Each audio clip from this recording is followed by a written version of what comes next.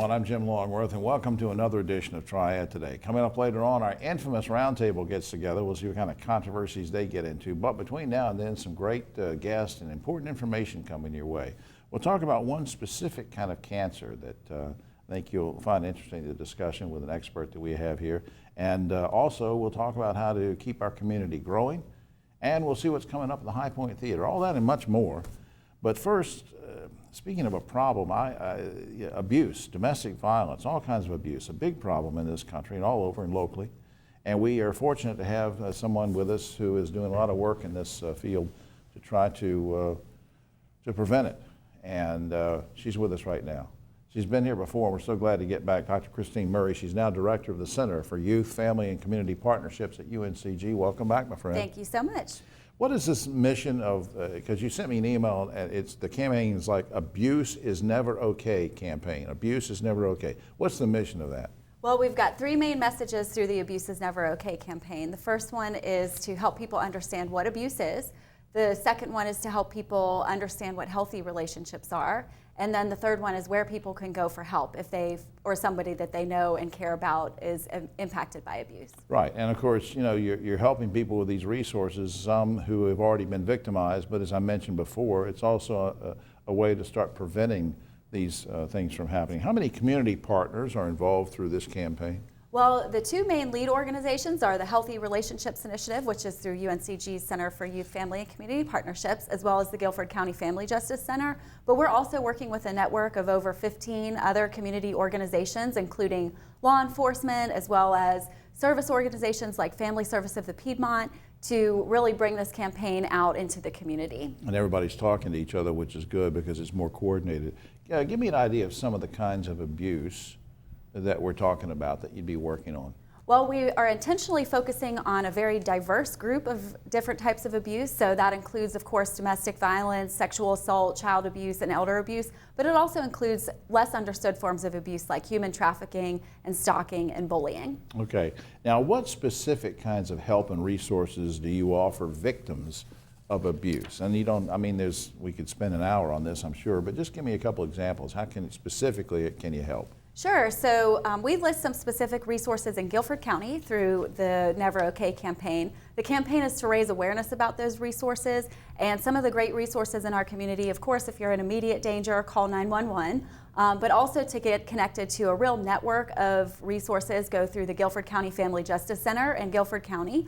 And then also there are 24-hour crisis hotlines, such as through Family Service of the Piedmont and nationally the National Domestic Violence Hotline. Yeah, I'm going to put up some websites that have to do with the Guilford Family Justice Center in just a second, along with UNCG. But first, you have I think you said that you were telling me before that you had a big event coming up in February. What's that all about? Sure. So one of the next upcoming events that we're planning through this campaign, or related to the campaign, is the next Healthy Relationships Initiative Lived Experiences Professional Training. So this is a training for any professionals who work with families or individuals with relationship concerns in our community, and the goal will be to have a panel of speakers of people who have experienced abuse in their lives, and they will be sharing their experiences and insights on how professionals can best serve individuals who are affected by abuse. Tough for some of the folks to come forward, isn't it?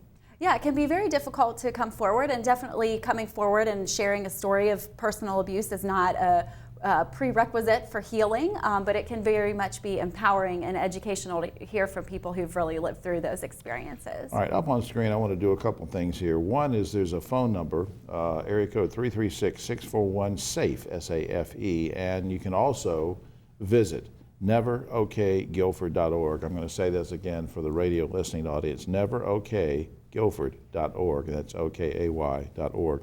And also for general information about our good folks at UNCG doing such great work and helping with these partnerships, uncg.edu is that website, www.uncg.edu. Christine, will you come back and let me know how it's going? Sure, I'm always happy to come back and talk with you, Thank Jim. you, my friend. Thanks so much. All right, great work she's doing. We'll be right back after this. Now on Triad Today, always glad when we can spend a few minutes with one of my favorite gentlemen, good friend, who is always out doing something for, with, or in the community.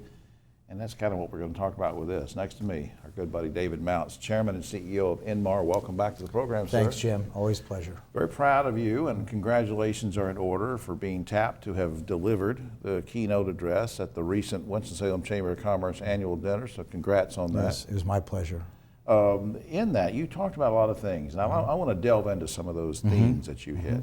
Because I don't want it just to slide by. This is important stuff. First of all, you talked about some past accomplishments. You talked about current happenings in opening.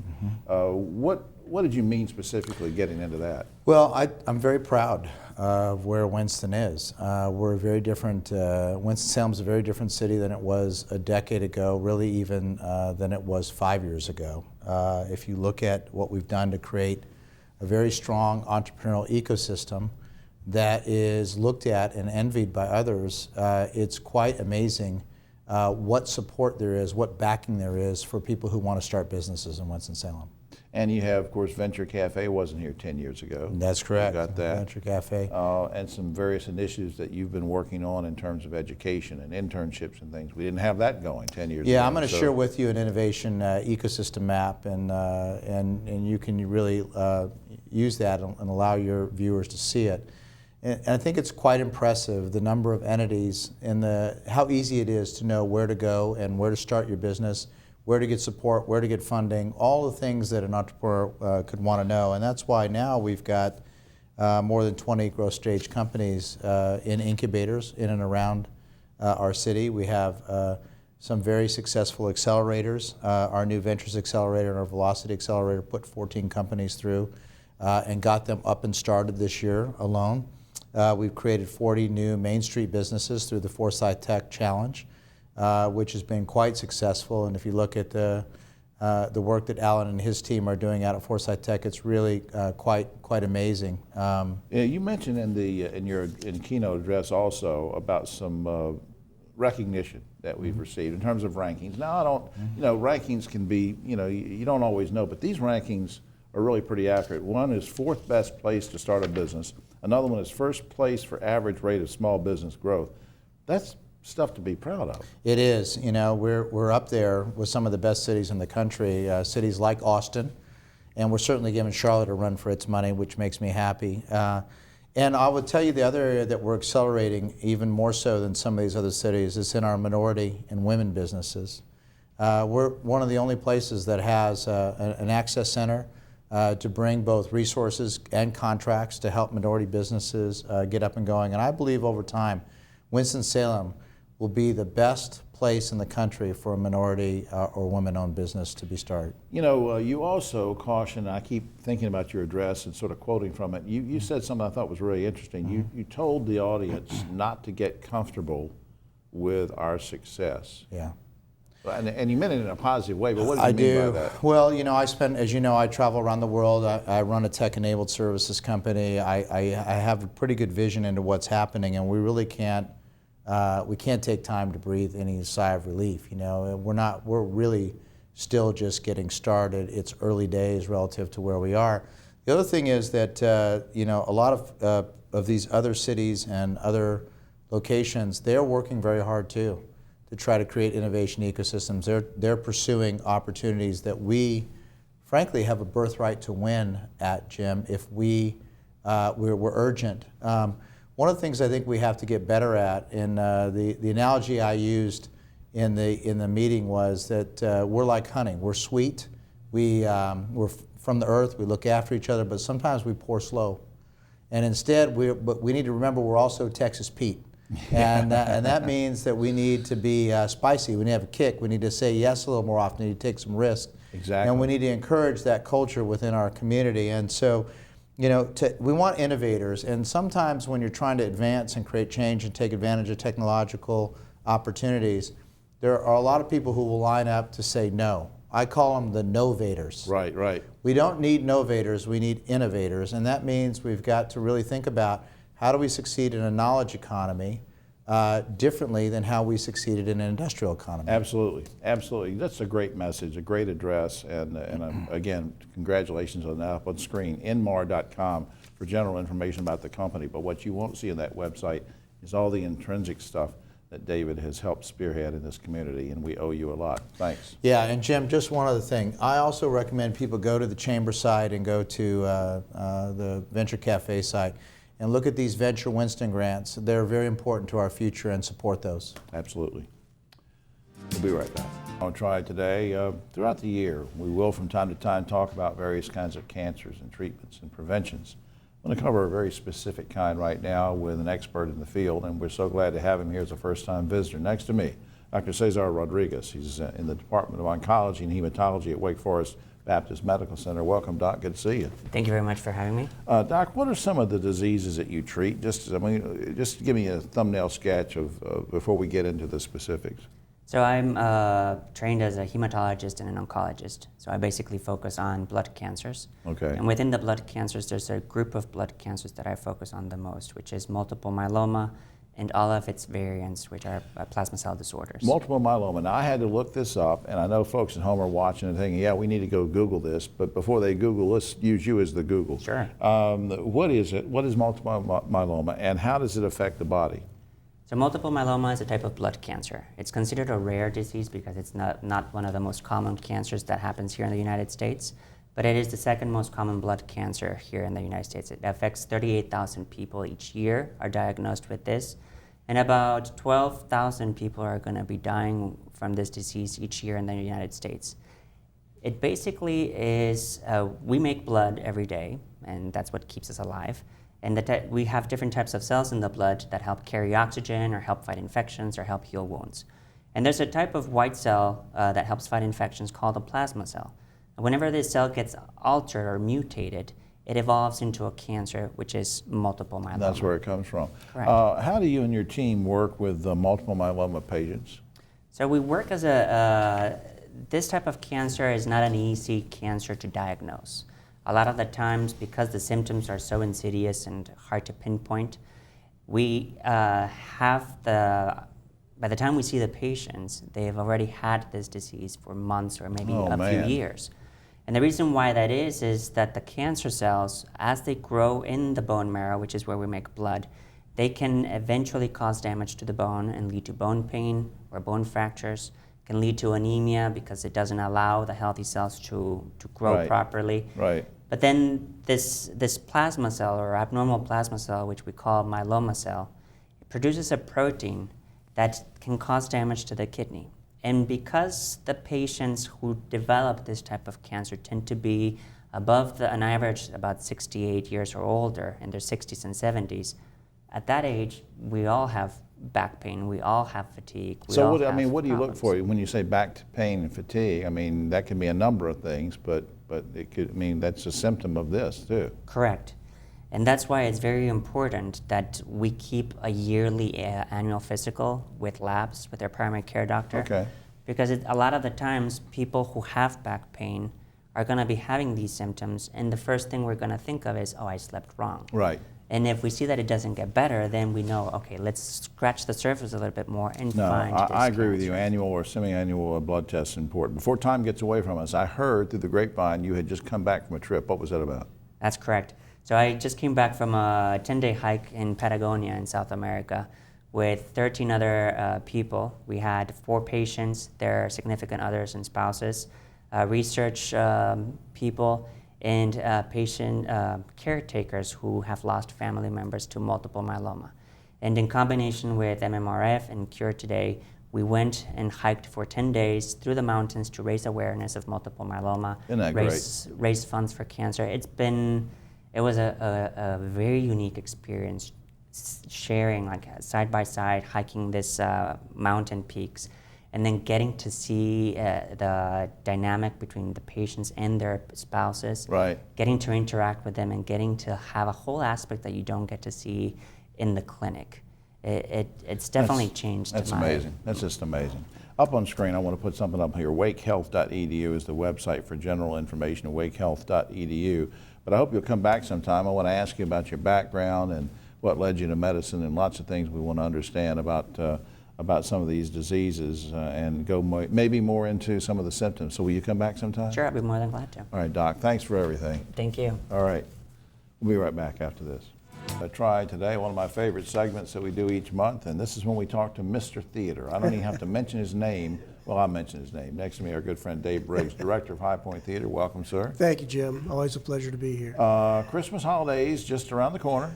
Gosh, yes. Yeah, and I'm just betting now that you have an idea of a good, appropriate gift that one could give to one's friend, loved one, sweetheart, etc. Boy, howdy, yes, I do.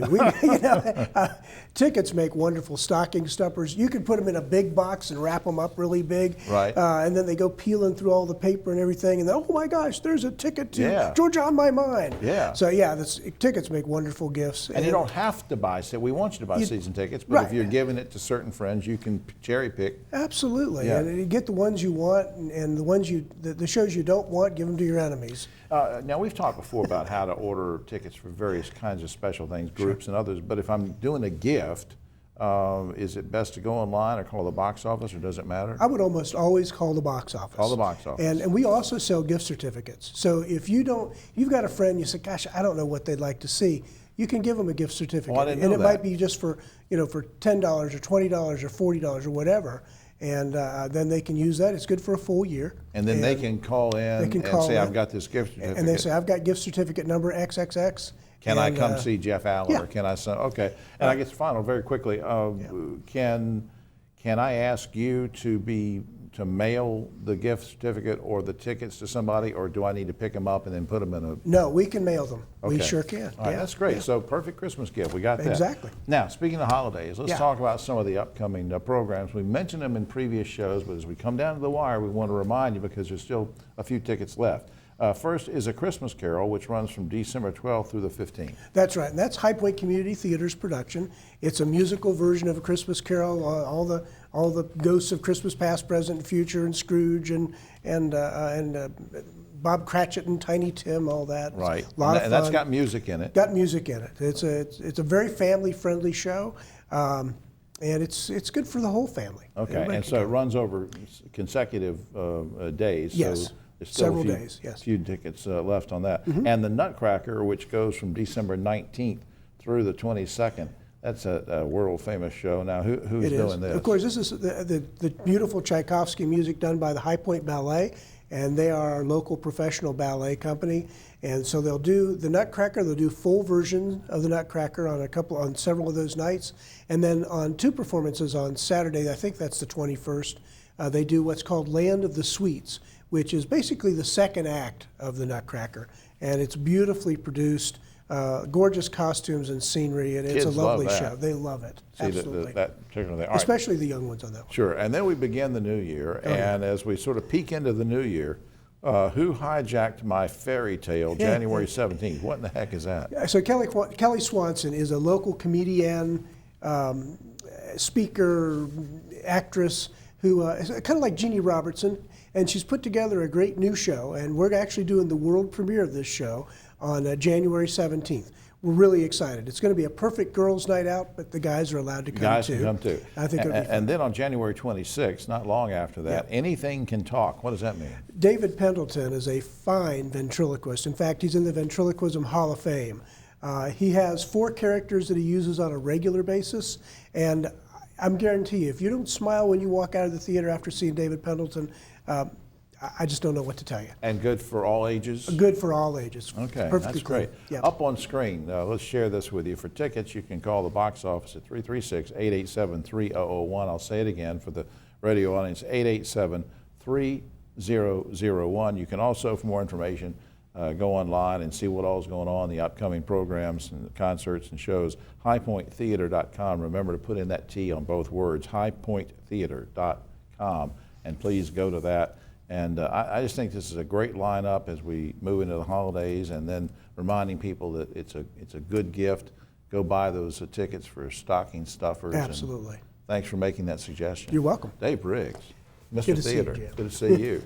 All right, we'll be right back after this. Hey, time for the illustrious round table to gather on my right, but always the political left. Oh, Gilberman, the great broadcaster journalist. Next to him, former sheriff of Guilford County, B.J. Barnes, who is now recently elected the mayor of Summerfield. Congratulations Thank on, you. on that. Thank you. And bringing up the rear, Keith Granberry, founder of Helping Hands Consultants, doing a great job in human and economic development around the world. And I want to go back to BJ for just a second.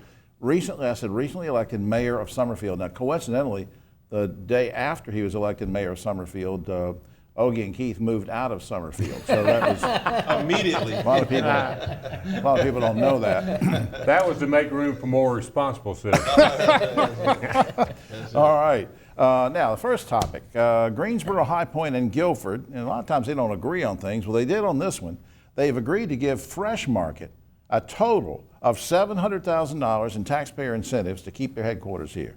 The company will retain its 258 employees under the agreement and promises to add 53 more jobs in the next 5 years. Guys, isn't this just corporate welfare? I don't have anything against Fresh Market, but isn't this just corporate welfare? Is it fair to other Triad-based businesses who don't ask for incentives? I just want to get your thoughts on this, Ogie.